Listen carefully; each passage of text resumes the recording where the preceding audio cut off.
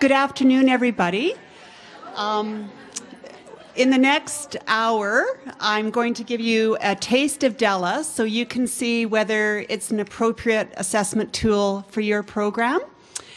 And you'll be doing some small group work. You'll see a small clip of the DVD. You'll actually be trying out Dala. And then there'll be time for some questions. Okay, so welcome and thank you for coming to this session. To begin, the question that we need to always ask when we're thinking about an assessment tool is assessment for what and assessment for whom. So this cartoon illustration illustrates assessment for what. And the person says, now remember this formula, it's going to be on the test. So the purpose for that assessment is to provide evidence of achievement. But in adult basic education, we have different purposes for assessment. About 4 years ago, I did a national survey that involved 400 practitioners from across Canada. And the practitioners were from colleges, and they were from community-based literacy programs, and they were from school boards. And I said, why do you assess students? What's the purpose of your assessments? And these were the findings. 80% used assessment to determine placement. 70% used assessment to inform their instruction. 62% used assessment to establish a benchmark or a level. And only 21% used assessment to measure progress. And I thought that was kind of odd because we want to know whether the student is doing well and making progress. What I also found sometimes that if the purpose of their assessment was to inform instruction, they were using a tool that didn't inform instruction. It was actually a placement tool. So always be clear about your purpose of assessment and then make sure you choose the appropriate tool. So Dala has two purposes, and the first one is to inform or drive instruction. It's a very flexible tool, and you can use the findings from the tool to help you teach the student. And it shows the student's strengths and the areas that the student needs to improve upon. So what I'd like you to do in your small group is ask these two questions, and then someone can be the scribe and take down the responses. And the first question is, describe the literacy skills of a beginning reader. Because when I say the words beginning reader, you probably all have a slightly different concept in your mind. What is a beginning reader to you? And especially across Canada, there's so many terms being used, there's so many levels being used. So I want to get that straight and clear right from the beginning. So describe the literacy skills of a beginning reader. What can they do? And then think about the last time you picked up a book. What skills and knowledge did you need to read that book? So if you can take about 5 or 6 minutes, maybe introduce yourselves really quickly and then get to those questions. Thank you.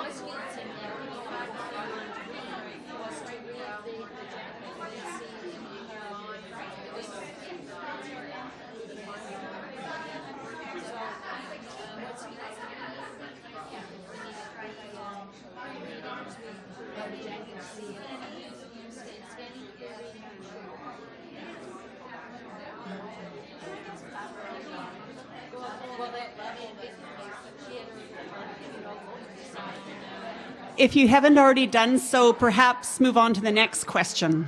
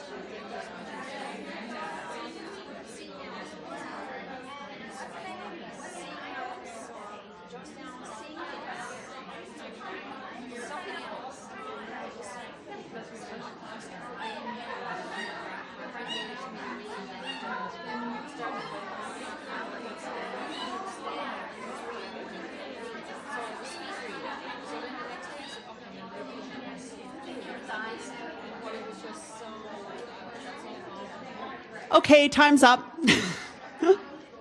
So I'll bring you back together as a group now. Seems like there was lots of animated conversation. So I'll just pose the question.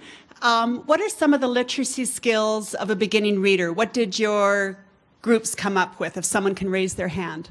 Yes, Mary. Letter and sound recognition. Yes, letter and sound recognition. Recognize sight words. Sight words. Pictures. Yes, pictures. Uh-huh. Directionality of print. Yes, that it goes from left to right.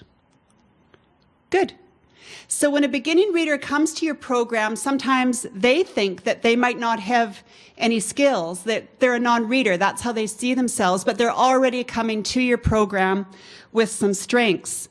So usually they can read contextualized print. So that's all the environmental print in the community, in the workplace, in the home. And when we were developing this assessment kit, that was their biggest strength. They could read stop signs, they could read school bus, they could read taxi. By and large, that was their biggest strength. So you can use that as a starting point when you begin to instruct them. They did have difficulty reading connected text with sentences. They usually said they didn't know how to read and write. And they had restricted concepts about how people read. When we'd say, what do you do when you come across a word you don't know, they might just have one strategy. They didn't have a repertoire of strategies. And they had limited strategies for decoding text. So when we looked at their strategies, we divided them into effective and not so effective. And when we asked them, what do you do when you come across an unfamiliar word, they said, I stay calm. I thought that was really effective. That's what I'm always trying to do, breathe. They guess it, which is very good. They're using context to guess, although they might think that's a form of cheating. That's a good strategy. Break up the word, sound it out, look at the pictures, skip the word, or ask someone. Not so effective, they'd say, I'm stuck, or they'd try to spell out the word, or think about the letters they knew, or look for a dictionary. So those were the strategies they were using. So what I want to emphasize is they do come to your program with some strengths and some strategies, even though they say they're a beginning reader. Now, Dala, why I asked you the second question is if you think about the knowledge and skills that you use when you pick up a book, Dala tries to capture or assess some of those knowledge and skills, especially those that an emergent reader would use. Like when children, before they start school, they go through a process of emergent literacy, and we can't replicate that process when people are adults, but we try to pull out some of those foundational building blocks. So when you read a book, what are some of the skills and knowledge that you need? Mary, I'll ask you. No, which end is up? Yes, which end is up. So that, a fancier way of saying that is knowledge of print concepts and conventions. So that's one of the things that Dala assesses. Do they know which end is up for a book? Do they know where the line starts, which way it goes? Do they know what a word is, and do they know what a sentence is? So what I'll do is just spend some time showing you the different subtests in Dala, and then we'll watch a 10-minute clip from the DVD so you can see Dala being administered, and then you're going to try it out, okay? And then afterwards, if you have any questions. So what knowledge does Dala assess? I'm really glad you said